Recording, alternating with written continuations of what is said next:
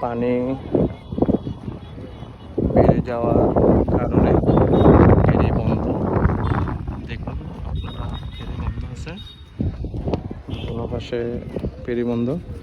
মানুষ ফুটপাত, কালভার্ট ব্রিজে ফুটপাত দিয়ে হাঁটাচলা করতেছে, গাড়ি বন্ধ একেবারে।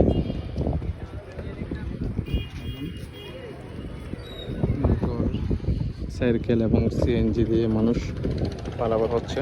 এখনো ব্রিজ কাজ সম্পূর্ণ শেষ হয়নি।